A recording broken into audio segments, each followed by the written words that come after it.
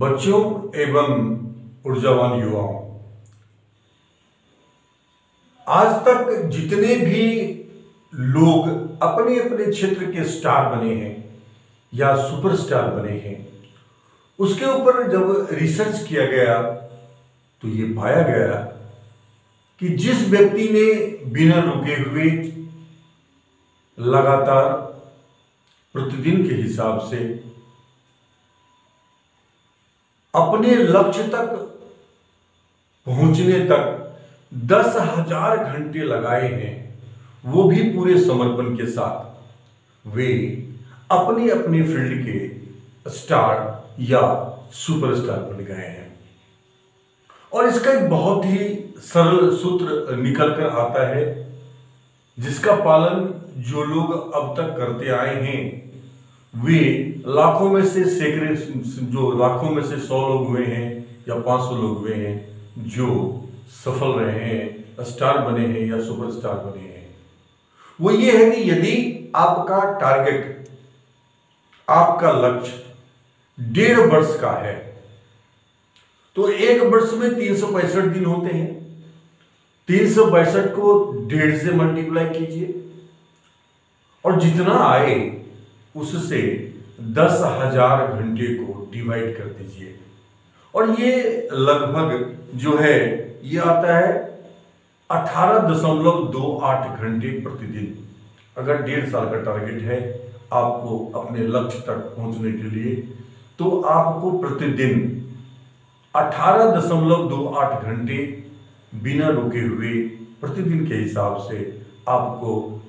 समर्पित होकर कार्य करना है। यदि आपका टारगेट 2 साल का है तो 2 साल के टारगेट में आपको, अगर आप 365 गुना 2 से 10,000 घंटे को डिवाइड करेंगे तो ये आता है 13.29 घंटे, यानी 13.29 घंटे यदि आप रोज मेहनत करते हैं 2 वर्षों तक, तो आपका जो 2 वर्ष का जो टारगेट है उस टारगेट तक आप पहुंच जाएंगे। अगर 3 वर्ष का टारगेट है तो 365 गुना 3 से 10,000 घंटे को डिवाइड कर दीजिए, ये लगभग 9.13 घंटे रोज का आता है। अगर आपका टारगेट 4 साल का है कि 4 साल में आपको अपने लक्ष्य तक पहुंचना है, तो आपको 365 गुना 4 से 10,000 को भाग देना है, ये लगभग 6.84 आवर्स पर डे आता है। यदि आपका टारगेट 5 वर्ष का है तो 365 को 5 से गुना करके 10,000 घंटे को उससे आप भाग दे दीजिए, ये लगभग 5.49 आवर्स पर डे के हिसाब से आता है। इस प्रकार से जितने दिन का टारगेट है, आप जहां खड़े हैं और वहां से अपने लक्ष्य तक पहुंचने के लिए जितना समय है आपको, उस समय को आप इस प्रकार से प्रतिदिन के हिसाब से आप प्लान कर सकते हैं। अब यहां पे जो दिक्कत आती है वो दिक्कत ये आती है कि जिस किसी भी विषय के बारे में आप सेल्फ स्टडी करते हैं, उसमें जो पहली समस्या आती है वो आती है कि उस टॉपिक पे जो वोकैबुलरी है वो वोकैबुलरी आपको आना चाहिए। दूसरी चीज कि उस टॉपिक में जितने डेफिनेशंस हैं, परिभाषाएं हैं, वो परिभाषाएं आपको आनी चाहिए। अगर आपको वोकैबुलरी नहीं आती है उस चैप्टर का, उस टॉपिक का, या आपको डेफिनेशंस नहीं आती है, तो फिर जो आप सेल्फ स्टडी करेंगे तो आपका के द्वारा लगाया गया जो ऊर्जा है उसका आपको लाभ नहीं मिल पाएगा। तीसरा तरीका यह होता है कि जिस किसी भी टॉपिक को आप पढ़ रहे हैं उसमें आप पहले उसको पढ़ें, और पढ़ने के बाद जितने उसमें अलग अलग सूचनाएं हैं, इंफॉर्मेशंस हैं,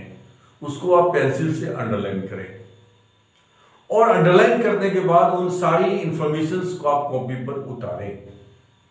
और कॉपी पर उतारने के बाद हम कहते हैं कि रीडिंग बिटवीन द लाइंस, समझना उसको जरूरी है, जिसे अंग्रेजी में कहते हैं रीडिंग बिटवीन द लाइंस। अगर आपको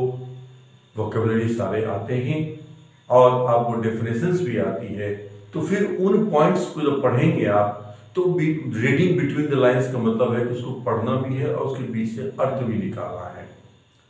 अगर रीडिंग बिटवीन द लाइंस भी आपका ठीक है, वोकेबलरी भी आपका ठीक है, आपने कर लिया है और डेफिनेशंस भी सारे आपको आते हैं, तो आपका इंटरेस्ट दिनानुदिन उस विषय में बढ़ता चला जाएगा।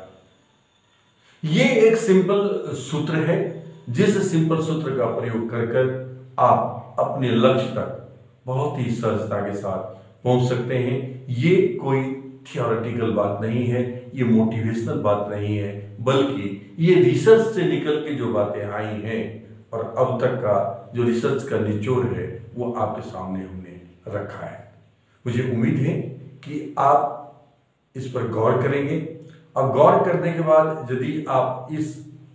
प्लान को अगर आप फॉलो करेंगे तो आपका रास्ता आसान होता चला जाएगा। Thank you very much for watching this episode.